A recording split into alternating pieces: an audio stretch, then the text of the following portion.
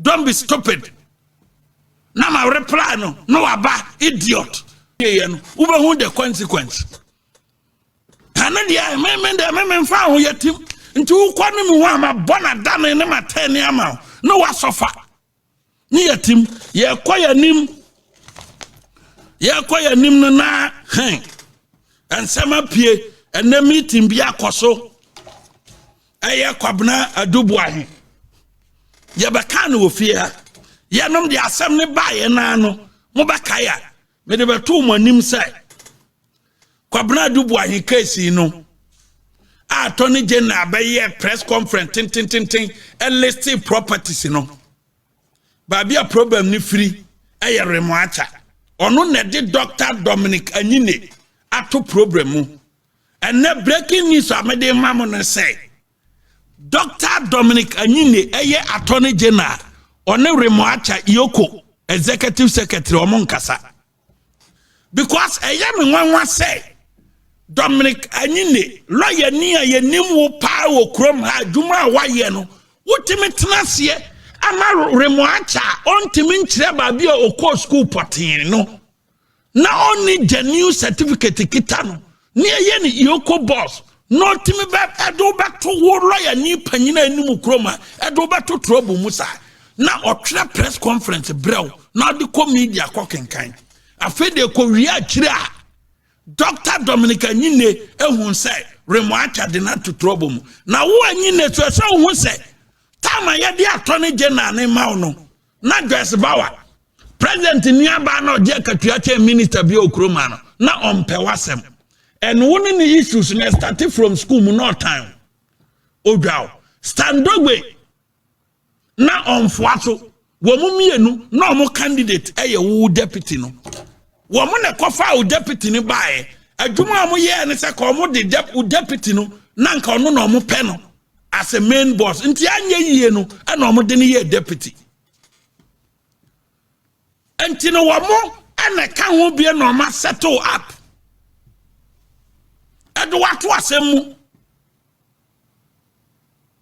na asese ohun se ye fidie ene ye pia wotu mu e wa dubu an kesu enti time ohun say remoacha de wato trouble mu no na kachi enei Dr. Dominic Ayine Attorney General ontimi mabra to media e meka say ensem no ka fa dubu an no enye nokore na ontimi nkofale nole prosecute entia adubu an se se ni aba ne say me mamu breaking news kroma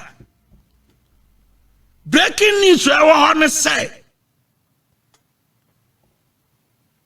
Breaking news we want to say. Attorney General catch that Dubois say. Woman fa dani mienu Adubois fa 2 hours somra. No mon fa nye pre-bargaining. No mon kase o wadia tum say I say na or de adani mienu aba. No mo de akwa kotwa case nu. Na Dubois fa catch o say Zumi lion container crow onibi no the abasante case no oni hu for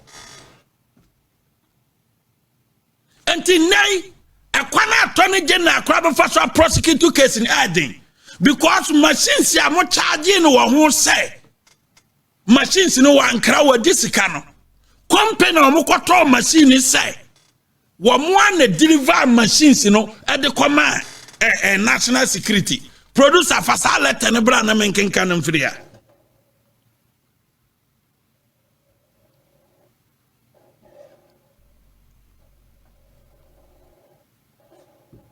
otiasie wo moa ana de call ye say ye ne e ko deliver letter no e de call national security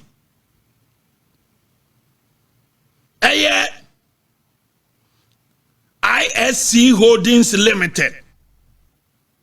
Or see, we hereby declare, and for the avoidance of any doubt, that all cyber defense system procured by the National Signal Bureau supply under a confidential agreement signed on January 30th, 2020 with an associated continuous services covenant were fully delivered to Ghana's national security. And let in that home. Say asem na nwene so ama aban the seat of the government agitum say muntie ne yo the seat of the government agiatum say Kwabena Adubuahin ni case no onifo na mom aban na hu say so mo ko file no the prosecutor e de ngwase beba aban no ma agenda e wo say ko metichi MPP for rough no e be say ana Kwabena Adubuahin case no atwetwere mo ko the seat of the government e ya aware a meeting akoso no say by the close of the year and now in the coming days Attorney General Resafo Bekano. Now reason your man say ombaka say you incompetent ontimi nye na dwuma na omudi ayinu na nipa wo mo share ne bo initially no ma plan say senka Resafo ba wo mo the Dr. Dominic Ayine ebe ko foreign affairs na tadi sorry about Attorney General. But a meeting na so 2 days ago ni say Dominic Ayine onyanko foreign affairs ni bi na mo Resafo Bekano amana kofie no ma cite incompetence because almost watena se ama remoacha a misleading ama Kwabena Adubuahin case no asay wo agenda ko mo de betichi MPP for no rough enti ye say no wo mo nim say wo mo pursue case na mo ja no ho because Kwabena Adubuahin enni for they say the aba no breaking news from the mam no say Baba Daddy say the seat of the government say Kwabena Adubuahin enni for and Attorney General deputy Attorney General aka kire Kwabena Adubuahin say on fa 2 houses somra no mumfanye pre-bargaining na mpate o Attorney General udo obi akokot se wona wo pa ni panacho say on pe 2 houses somra no magintum na munye pre-bargaining na muntwa asem nunu mate bi da ana Kwabena Adubuahin say zumi lion container kronfa bi man ne emfa bi nkochena mene ne ya adwene because madi kan ba bonten abegu nanim ase modi kanachi one ne yira tum 2 months ama nei oba no wo ha na yade abon because bibisa anye de ento no enti sade ba ne yam hihye no ene atete a okom wo yeku aso ye no ne yiri ne pie ye no ne honya nto no be ma de be ma but oba ne sisi am no kase no Adubuahin yire no ne hafu nya papa because of atetia okomu ewo yeku asoye na moteti nipa na amasese no oba na nya complications bebre mu wie ya mo se ye mpase be to asem no so na mom se be ya amanfo nkase ye jamu ntino mom ma ye 2 properties at moa mo trace enya ne mo list ye no mpo mo se o na japade bi o wo ba bia mo pese mu ja asem na chidi we a deputy Attorney General and appeal to Kwabena Adubuahin say omo pese mu jai asem ni di nti o mfa 2 house so mra na mo mfa nye pre-bargain ono so oni monim aguase ni asi bia no se say no ana mo hu se mu jai because mu jai a amanfo be kasa an aningwase atona ne ombeka aningwase ne de atomo because Kwabena Adubuahin ne yire mudu omutuma enye yie because no mo aye omo private business ana mugu wo manim ase o media ana mudu o makokot ana court se mo fa dance emre na dance ni ho na se say mo fa tuma se apaache ana bankese mu kura se Kwabena Adubuahin enni fo te se ni atomo ne ye ne den eye mo amasema na mom yawa blackmailer bi wo aban we mu a yawa blackmailer President Mahama me catch no plane enipa na wa appoint no ufisa oye adwuma ma enti ochi MPP fo a me mo ne dini ochi MPP fo a ochi fa 50 million be bra fa 20 million be bra no odi awura wa ban num Sani pana ochin krofo se kofa 20 million kofa bail we bra for fase bra no odi awura wa ban num na sesei no saa nipa ne ne FBI for aye one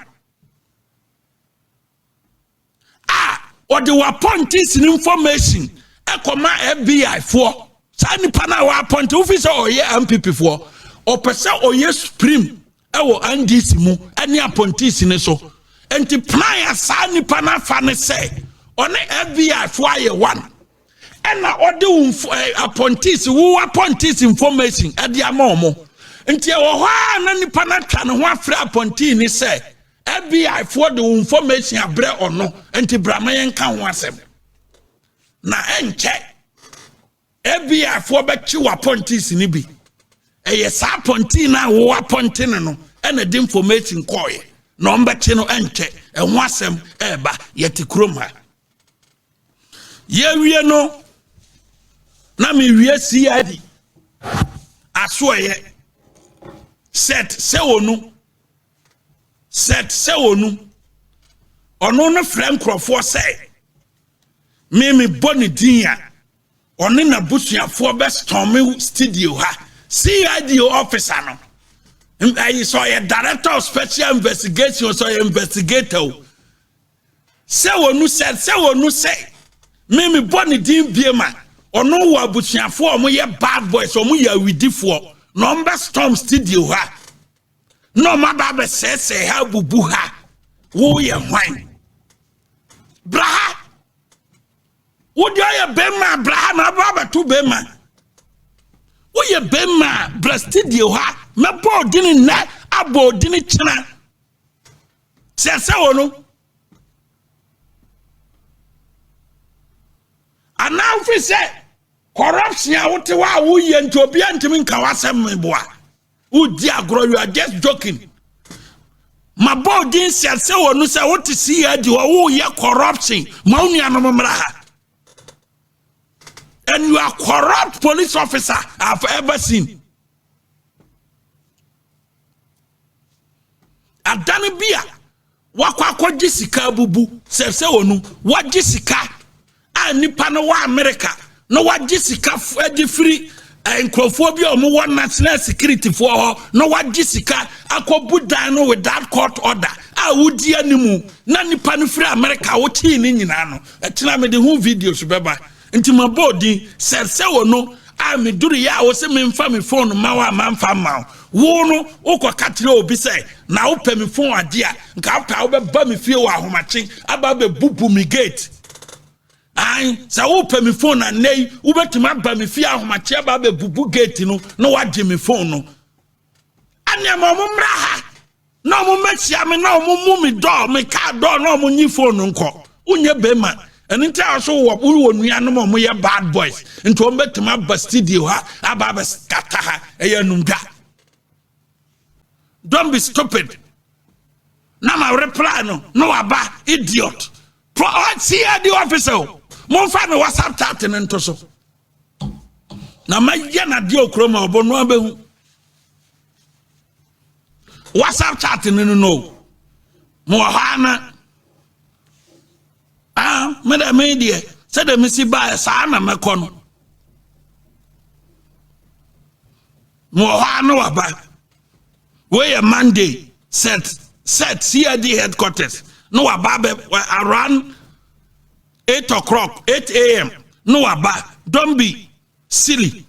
I am not your investigator. Now, say, don't be stupid.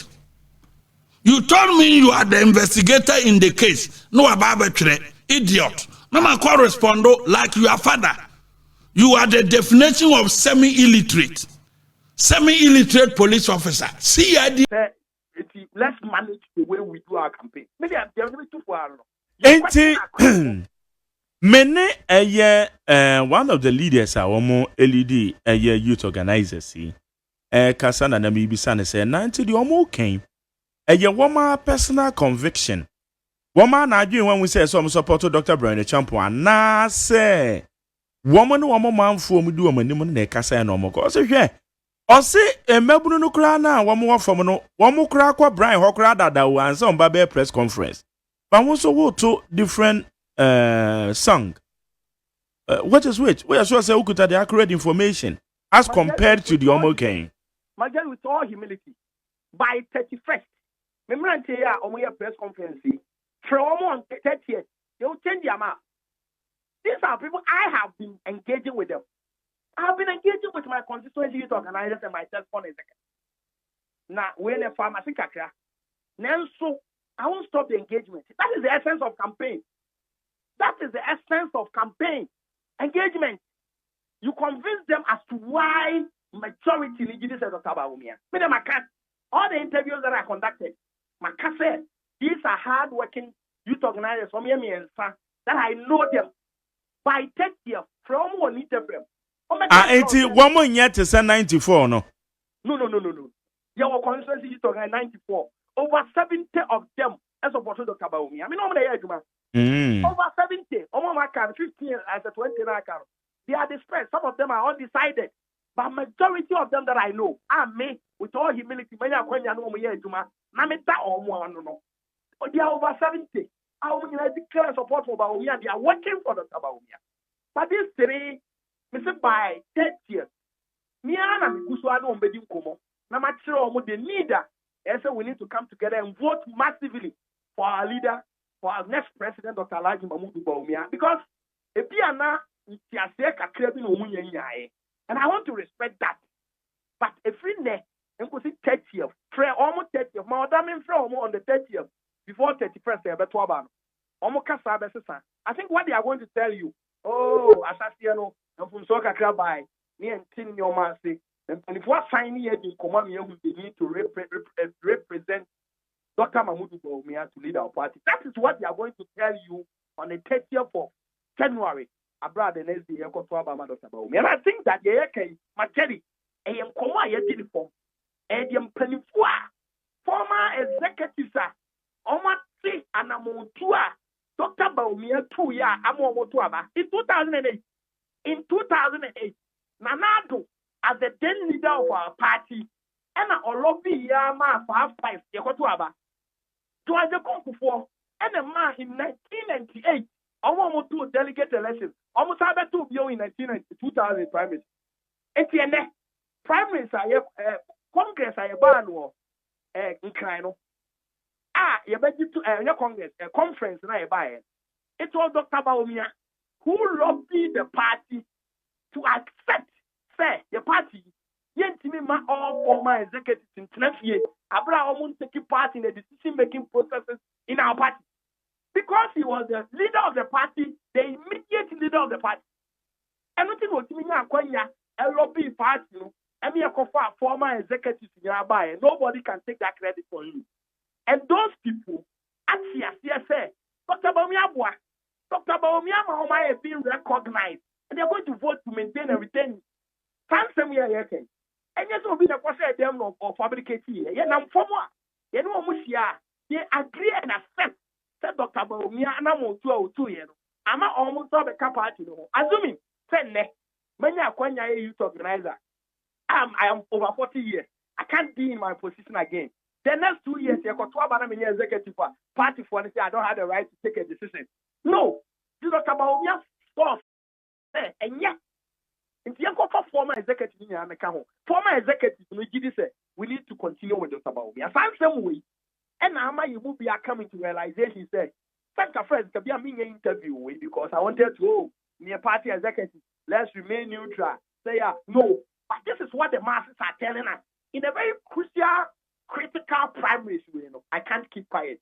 Most of us, we cannot keep quiet. Regional executives, the region, the stronghold of our party, would never keep quiet. Nayama, is the reason why everybody is speaking and talking and campaigning. Make sure. Same as other one crop for ya woman son woman make your choices. Said your weekend that is home from so beyond. That's okay. No. Okay. With all due respect, I have really considered that these are hard working. 3 of them. They are only 3. They are 3 constituency youth organizers, very hard working. I mean, one year, man. And that is the decision they have taken. And me say, by 30th of January, that decision will be changed because we will engage them. We will convince them. We will talk to them. No much city, everyone can say. That's democracy. Majority rule. Majority, this is We in the majority need to I could have changed my decision. But because of what the masses are saying, my Jerry, you don't want to can. The number of statistics. Over Asante regional executive 17, not a almost 16, 17 in our support to Baumia. MP say 1 centimeter. Majority, I know what you come 1-on-1, or Makasawa Bontine, almost young father of Kabomianko, your polling station executive, constituency officers, and then constituency chairman, only leading Baumia campaign or constituencies. Also, or no, Master Slim Peno, Grassroots Peno, and on a polling station for leading the campaign. How can you tell me that Grassroots Peno? These are all political propaganda just to confuse people. Asante region. Me, I'm speaking from Asante region. For some times, you may man cry that. You know, cry that. Kumasi born bread will die here. Born here, bread here will die here. And I know what when Asante is speaking, I can hear. When Asante walk, I mean, when they are not talking, I know. I understand what they mean by when they are quiet. But when they are talking, they are telling us. Say young for Dr. Baumian Simra, but I say the young cell of consistency. I don't hear it. Nyame enshira won so banaka quick one won. En cancer aba man so no say dey wo kana na wan kakra bi nti ope quick reaction. Major mama nka sa asemu. Yeah. Wo dey en cancer or a youth organizer. Ono owo afa no South. Yeah. Man so hona mikro mu na me free sutam mikro ba kono mi nua no o ye hard working youth organizer upon a homody na but what dey me be said baby o mo ya tre de pe na de menya mo engaza o de ma me tie bi ansa na maka de me why engaza et say biem boko o ye pa rura okay na me no di koma mo se mo ye nipa be 94 but regional youth organizer na no youth nyina che na so se mo ye me ensa pe ana mo be ka se 94 ade meda wase no machia tifo na machia me boss di me papi boss asem ni say o e tolerant o ni pa bi o didi e wo bi mu a on hyew so ni sane ntino ye penasem power sa kwan so na some say anka binyane ntie so gina so a e bi anka me ntimi nkasa bi but baby ma be gina so die na eza me kaka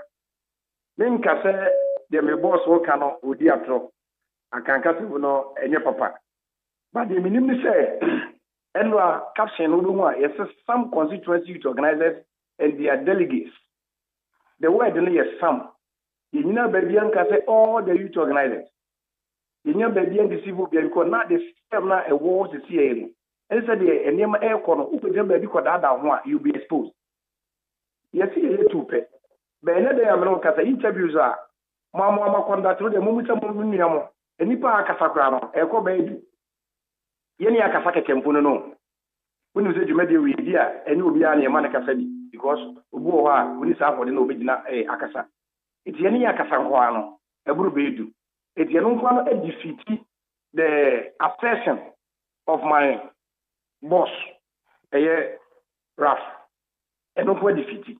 Yeni akasa. What the more here and numbers are more picking up. We are nipa akasa. In share so you organize akasa. So you organize akasa. Just a nipa akasa no. Mention of deputy to organize akasa.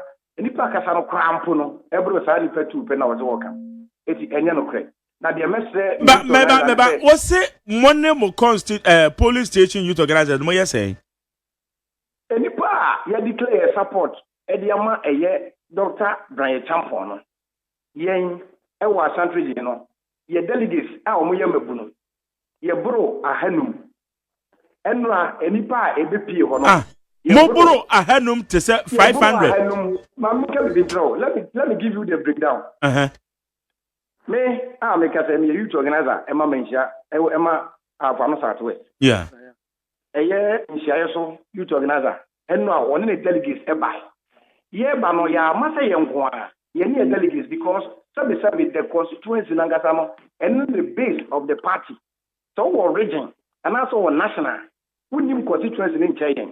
Wouldn't you remember some questions to say and call Mr. Samsung? Wouldn't be our police station? Then police station for no. Mona party no structures there my say yen show so region no wo hwe yen so ba police station for yen ye to na mo na bi ntai ti a intimi tu na mo ne da eti yen na yaba no ye ne police station for e na yaba enu an share so to organizer empo no all ba program na so no o the police station for no bi kura na koku na ne ka ho kra ye fi no ba ye eti say what national police vu ho a ye wo wasem when na bi to me boss for say these are some of the things that MPP ye ne dia dada ye ho say report to ba accept the problem. In science, we call something, identify the problem and solve it.